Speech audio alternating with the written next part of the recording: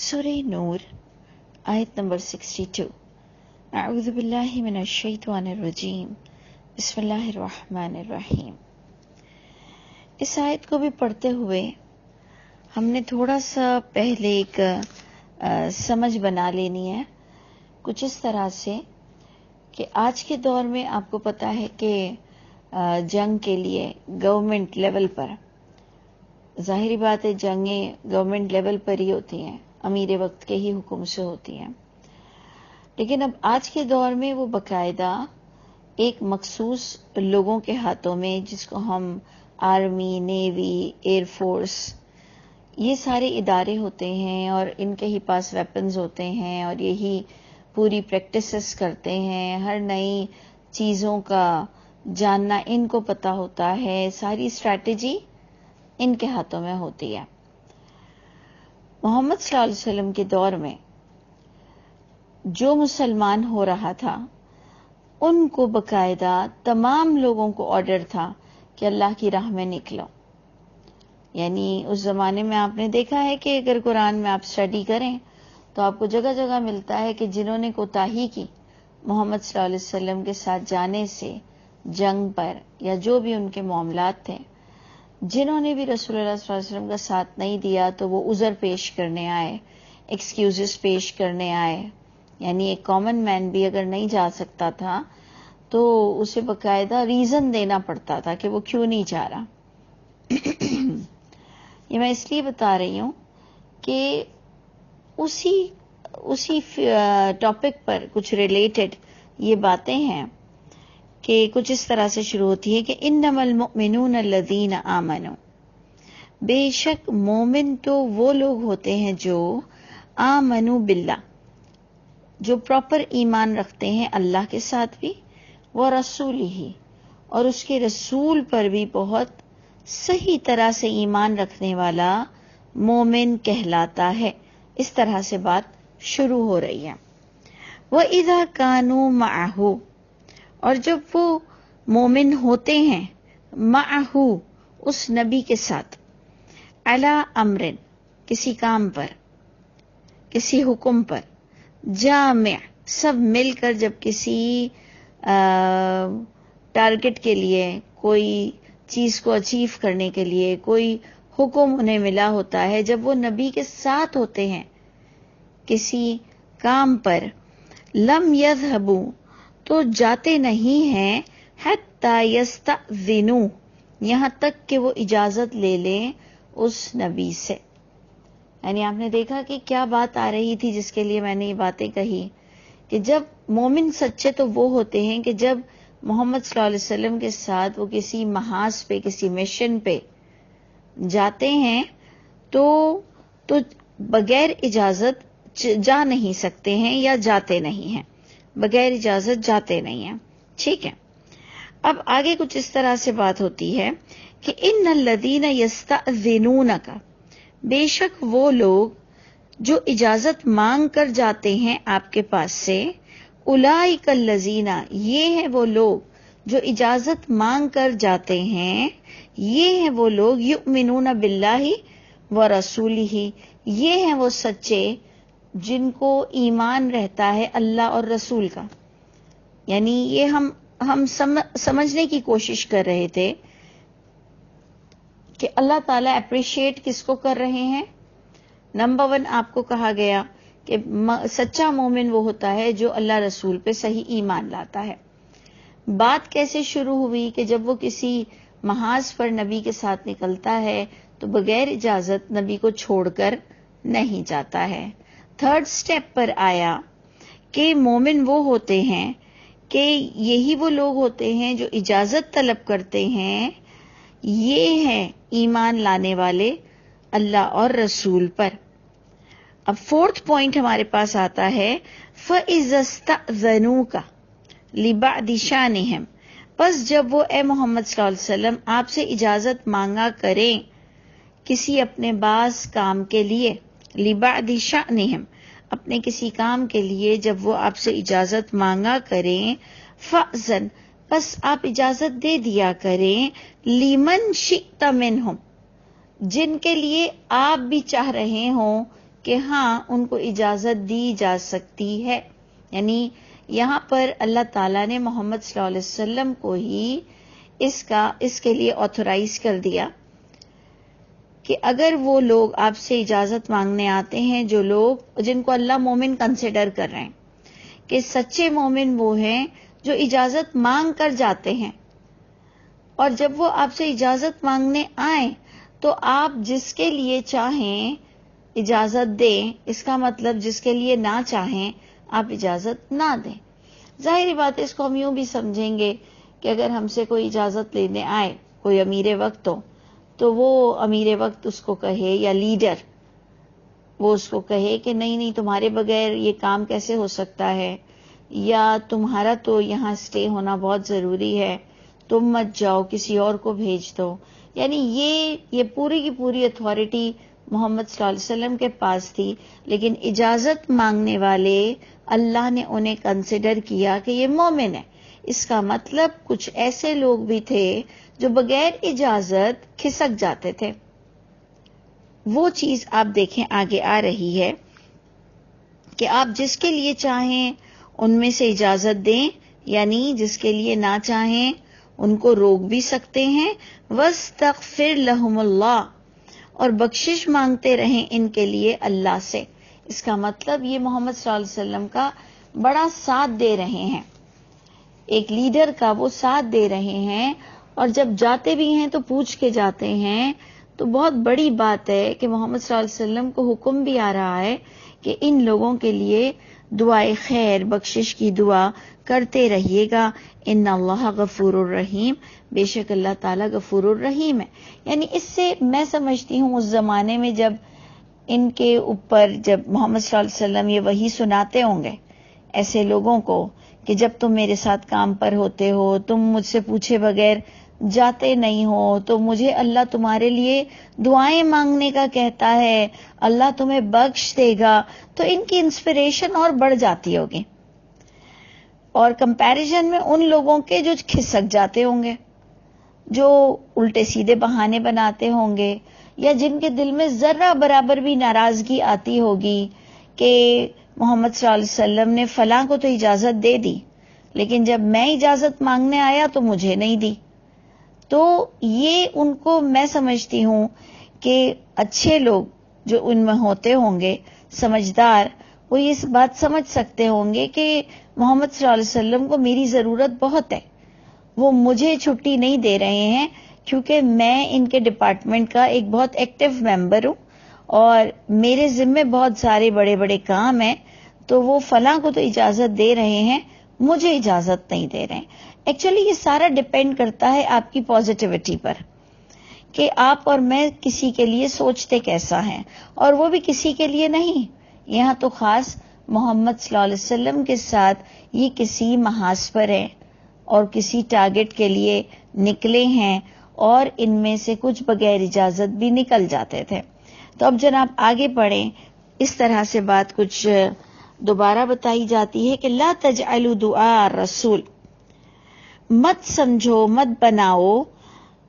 دعاء الرسول. اگر اس کا ترجمہ لوگ لے لیں کہ مت سمجھو رسول کی دعا کو بینکم کدعاء بعضکم بعضا، جیسے دعا مانگتا ہے بعض تمہارا بعض کے لیے.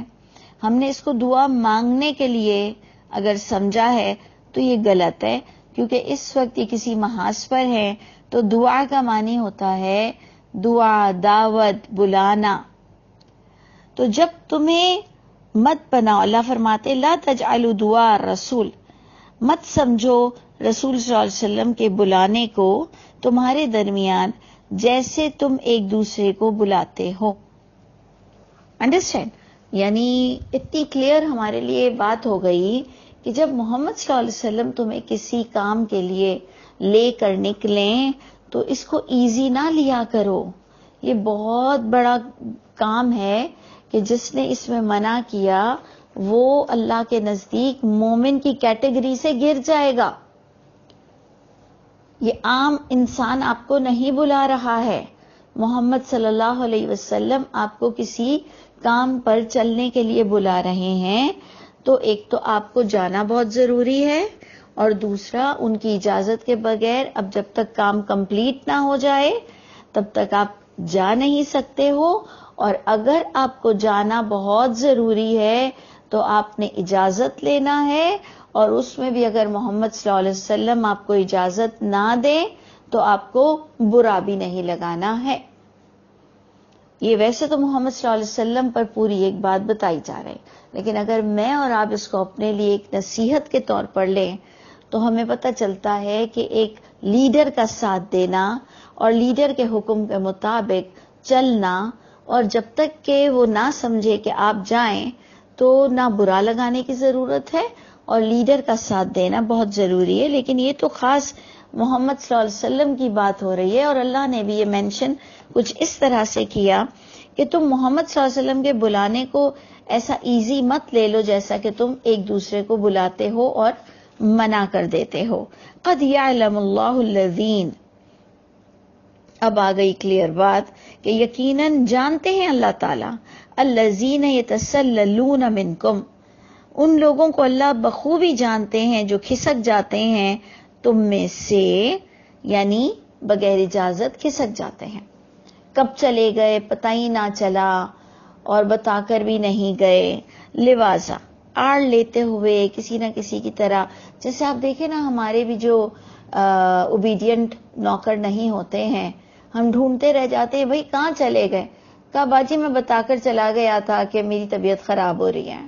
وہ جی میری بیوی کا فون آ گیا تھا، اس کی طبیعت صحیح نہیں تھی، میں بتا کر گیا تھا، تم نے مجھے کیوں نہیں بتایا؟ کہا وہ آپ تھی نہیں، ادھر تھی ادھر تھی فلاں تھا۔ خیر یہ تو بات محمد صلی اللہ علیہ وسلم کی ہو رہی ہے، لیکن اس میں بہت اچھا ایک ہمیں تصور ملتا ہے کہ جو اوبیڈینٹ ہوتا ہے، جو سنسیئر ہوتا ہے اپنے مالک سے،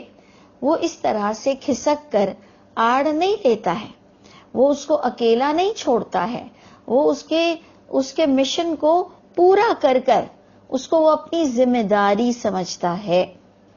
لیکن ادھر بار بار یہ خیال رکھیے کہ محمد صلی اللہ علیہ وسلم جب کسی کو بلاتے تھے اس زمانے میں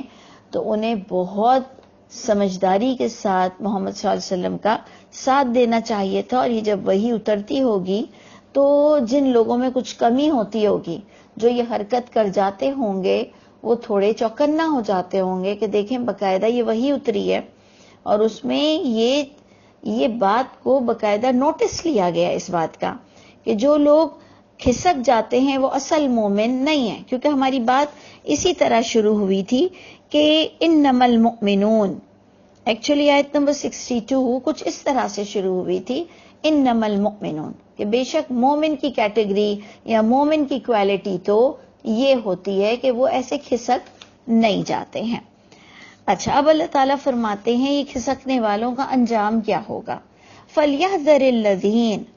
پس چاہیے کہ ڈریں، الَّذِينَ يُخَالِفُونَ، وہ لوگ جو مخالفت کرتے ہیں، جو خلاف ورزی کرتے ہیں، عن امرہ، اس نبی کے حکم سے، انہیں ڈرنا چاہیے، ان تصیبہم فتنہ، یہ کہ ان کی اس حرکت کی وجہ سے پہنچے گا ان کو کوئی فتنہ۔ انہیں ڈرنا چاہیے کہ یہ جو حرکتیں کر رہے ہیں یہ بہت بڑی نافرمانی ہے، یہ مومن کی سٹیٹس سے آپ کو گرا دیتی ہے، تو انہیں اس کی سزا میں کوئی فتنہ ملے گا، کوئی مشکل آئے گی، او یصیبہم عذاب علیم، یا پہنچے گا ان کو درد دینے والا عذاب۔ اور پھر آپ دیکھیں الا کا مطلب کیا ہوتا ہے؟ یاد رکھو، سن لو، کان کھول کے سنو، الا، اے لوگوں غور سے سنو کہ ان للہ ما فی السماوات والارض، دیکھیں اللہ تعالیٰ نے اس کو اپنے اوپر لے لیا کہ اے لوگوں یاد رکھو کہ بے شک اللہ ہی کے ہاتھ میں ہے جو کچھ آسمانوں میں ہے اور جو کچھ زمین میں ہے، یعنی یہ میں تم سب کو آبزرو کر رہا ہوں، میں دیکھتا ہوں کہ نبی کا ساتھ کون دل سے دیتا ہے، کون چپکے سے کھسک جاتا ہے۔ یاد رکھو کہ یہ تم نبی کا ساتھ جو دیتے ہو تو تم گویا اللہ کی کلمے کو بلند کرتے ہو، جس پر اللہ تعالیٰ قرآن میں فرماتے ہیں ان تنصر اللہ ینصرکم، اگر تم مدد کرو گے اللہ کے دین کی، اللہ تمہاری مدد کریں گے۔ یہ ساری باتیں اب آپ اور میں سوچیں کہ میرے لیے اور آپ کے لیے یہ کہاں پر نصیحت آموز سبق ہے. ہم پر کتنے لوگوں کی ذمہ داریاں ہیں اور ہمیں کون کتنا سنسیئر سمجھتا ہے کسی معاملے میں اور ہم کسی کے لیے کتنے انسنسیئر ہیں. یہ ہمارے لیے تو ایک ایسے ہی بائی دا وے سمجھنے کا ٹائم ہے، لیکن ایک انفارمیٹیو آیت بہت بڑی ہے کہ نبی کا ساتھ دینا گویا اللہ کا ساتھ دینا ہے، اور جو اس طرح سے کھسک جاتا ہے بغیر اجازت کے، اللہ تعالیٰ اس سے کلیئر وارن کر رہے ہیں کہ تم یاد رکھنا کہ سب کچھ میرے ہاتھ میں ہے،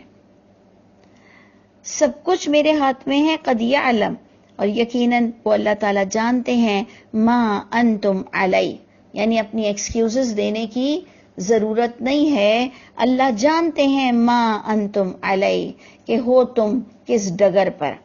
تمہاری نیتوں میں کیا ہے، تمہاری سوچوں میں کیا ہے. یقیناً جانتے ہیں اللہ تعالیٰ کہ کس حال میں ہو تم. وَيَوْمَ يُرْجَعُونَ إِلَيْهِ، اور جس دن وہ لوٹائے جائیں گے اس اللہ تعالیٰ کی طرف. فَيُنَبِّئُهُمْ، پس پھر وہ اللہ تعالیٰ بتائیں گے ان کو، بیما عملو، جو انہوں نے عمل کیا یا کوتاہیاں کی یا جو سنسیئرٹی کے ساتھ ساتھ دیا، سب کی اللہ تعالیٰ خبرگیری کریں گے. یاد رکھو وہ دن کہ اگر تم نے نبی کا آخری وقت تک ساتھ دیا ہے تب بھی اللہ تمہیں دیکھ رہے ہیں، اور اگر تم چپکے سے کھسک جاتے تھے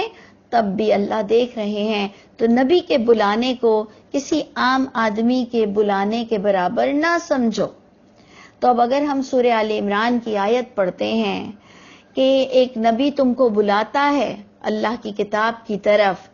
کہ ان آمنوا بربکم، یہ کہ تم ایمان لاؤ اپنے رب پر پیور، تو آپ سوچئے کہ ہم اس چیز میں پھر اب آ جاتے ہیں کہ نہیں. اور میں سمجھتی ہوں، یہ میری اپنی آبزرویشن ہے، ہو سکتا ہے آپ میرے خلاف جا سکتے ہیں،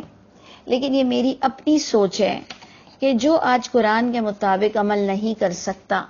اور جو قرآن کے معاملے میں جب چاہے گناہ کرے جب چاہے ثواب کرے، اپنے مفاد پر جیتا ہے اور اللہ کے قانون سے ڈرتا نہیں ہے، تو میں سمجھتی ہوں کہ اگر وہ نبی کریم صلی اللہ علیہ وسلم کا بھی زمانہ پاتا تو اللہ کے رسول کی مدد نہیں کرتا. جب دل چاہتا تو مدد کرتا، جب دل چاہتا تو نہ مدد کرتا. یہ ہماری آج کی حرکت ہمیں کلیئر کر دیتی ہے کہ ہم کس طرح کے لوگ ہیں، ہم کتنے کنسرن ہیں کہ ہم بہت سنبھل کر چلتے ہیں، یا ہم بے نیازی سے اپنی زندگی بتا رہے ہیں، جو کہ سورہ بلد کہتی ہے کہ کیا تم سمجھتے ہو کہ تمہیں کوئی نہیں دیکھ رہا؟ کیا گمان ہے تمہارا کہ تم پر کوئی قدرت نہیں رکھتا؟ تو دیکھیں یہ ساری آیتیں اگر اس زمانے کے بھی لحاظ سے ہے تو کم از کم میرے لیے تو بہت بڑی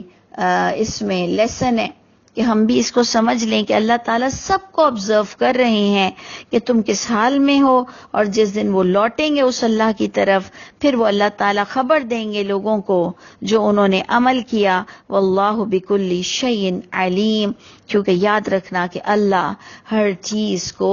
جاننے والے ہیں. اللہ تعالیٰ ہمارے عیبوں کو ڈھانپ لیجئے اور ہمیں واقعی مومنوں میں سے کر دیجئے. اللہ تعالیٰ ہم جہاں کہیں غلطی پر ہیں اپنی شفقت کے ساتھ ہماری اصلاح فرما دیجئے.